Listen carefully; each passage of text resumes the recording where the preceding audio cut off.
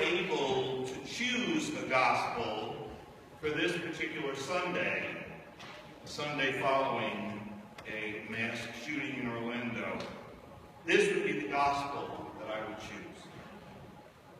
Now, it's important for us to know that Luke says the land of the Gerasenes in order to highlight that the poor guy Jesus meets is not a Jew.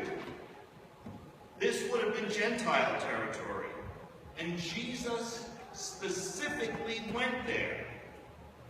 As Jesus does time and time again, he reaches out to those who are not the chosen race. He goes beyond the boundaries of what is socially and religiously acceptable. And he's been doing it in the Gospels for the past 4 weeks. From soldiers to notorious sinners to those who are physically dead. Jesus crosses the boundaries. Today he crosses the boundaries again. The man in the Gospel was possessed by a legion of demons, or at least that is how it was interpreted in those times. Was it demonic possession or mental illness? Honestly, I don't know. But listen again to what this demon says when he first sees Jesus. "What have you to do with me, Jesus, Son of the Most High God? I beg you, do not torment me." Two things in that. One, he knows that Jesus is the Son of God. That was not a generally accepted notion at the beginning of Jesus' career. At this point, he's still a prophet, a miracle worker, or a teacher, a rabbi. Now, a crazy man acknowledges that Jesus is the Son of God. He knows, before everyone else does, the true identity of Jesus. But then he begs Jesus not to torment him. What a strange request. An entity that has been tormenting someone for a long time now wants mercy. Why? Why should Jesus show any kindness or mercy to this vile creature who has put not only one individual, but the whole community into turmoil? It very much reminds me of the members of the Christian community who were saying that they're being oppressed because gay and lesbian people are getting basic human rights. How? How are you being oppressed by other people finally not being oppressed any longer?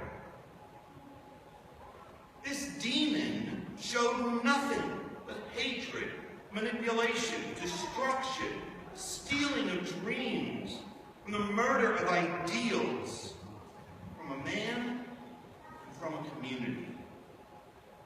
If it would have served his purposes, I have no doubt that he would just as soon have killed this man. But then, he couldn't torture him anymore. And he wants mercy? And that is what separates Jesus' values from humanity's values. Jesus doesn't torture the evil spirits. He sends them into a herd of pigs, who then go crazy themselves and run into the lake. Was that mercy? I honestly don't know. But it was at least a quick demise to the evil. And the man is made whole. He once again has his right mind and his dignity. And he wants to do the obvious thing. He wants to go with Jesus. Jesus sends him home, telling him, declare how much God has done. And more than likely, most people knew exactly what Jesus had done for him. If you missed the whole herd of swine rushing down the lake thing, you you really weren't paying much attention to the world around you. But the man had to tell what happened to him. As well, it happened to him. People needed to hear how much Jesus changed his life, even if they knew how much Jesus changed his life. How did it feel? How does it feel? What's going to be different now for you? Please, tell us in the first person, not in the third person.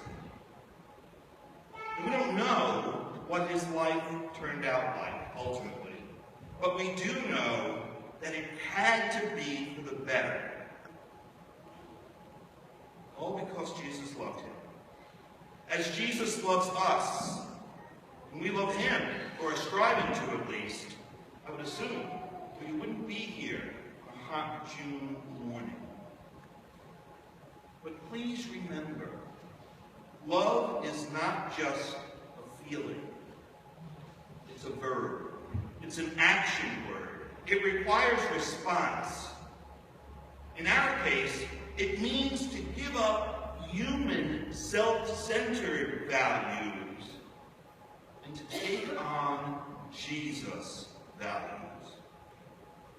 It should mean that, like Jesus, over the past 4 weeks, we will actively love one another and do all we can to make the lives of our brothers and sisters, who's everyone, better and safer.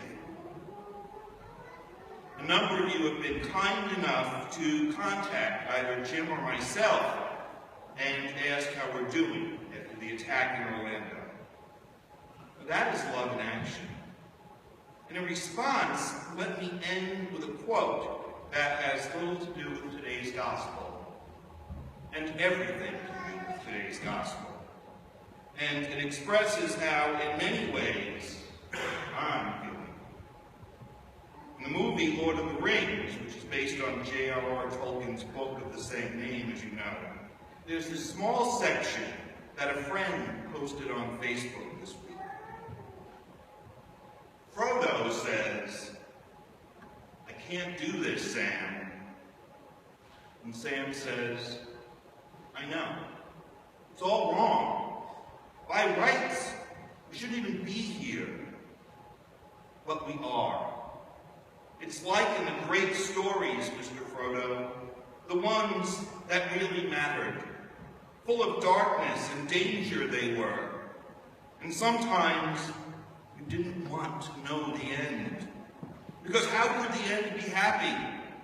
How could the world go back to the way it was when so much bad had happened? But in the end, it's only a passing thing, this shadow. Even darkness must pass. A new day will come. And when the sun shines, it will shine out the clearer. Those were the stories that stayed with you, that meant something, even if you were too small to understand why. But I think, Mr. Frodo, I do understand. I know now. Folk in those stories had lots of chances of turning back, only they didn't, because they were holding on to something.